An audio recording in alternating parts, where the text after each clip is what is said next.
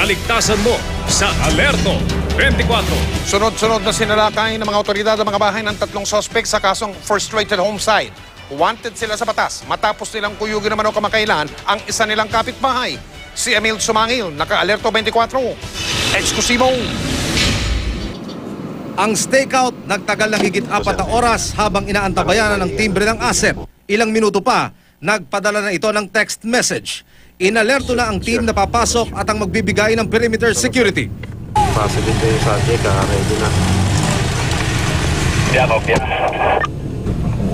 Yung bahay na Sa labas ng bakod ng bahay ng unang target, pumarada ang mga operatiba ng NBI. Maya-maya pa, lumabas na ang suspect. NBI ito. Oh, NBI. NBI. Wala ka. Hey, teka lang! Hey! Agad na nadakip si Edward Ortiz. May warrant ka.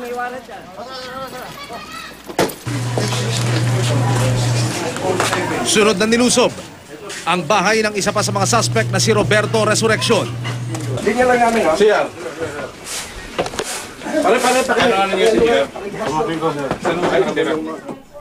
Ayon sa mga kamag-anak, wala raw roon si Resurrection.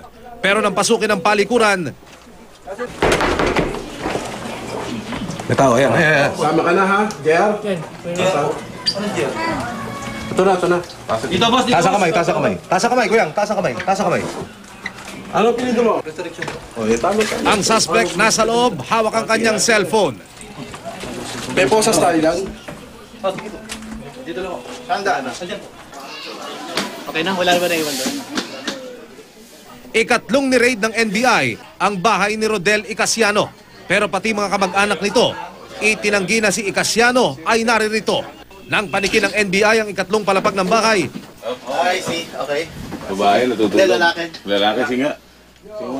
Okay. Okay. Siya. Halika. Sorry na lang. si Icasiano nadakip sa kama, balot ng kumot at nagkunwari raw na tulog. Pati ang tiyuhin ni Icasiano, binitbit ng NBI matapos na magsinungaling at hindi makipagtulungan sa isinasagawang operasyon.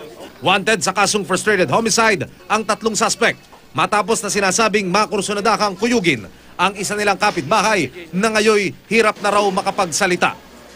Itong grupo kasing ito, 5 ito, meron silang ginulpe. Actually, napalitan na yata, nalagyan ng bakal yung ano.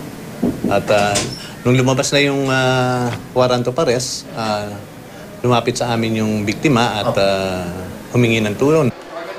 Tumanggi nang magbigay ng pahayag sa harap ng kamera ang tatlong nadakip na suspect. Pero haharapin daw nila sa korte ang kasong kinakaharap nila. Ang dalawang iba pang suspect ay at large sa ngayon.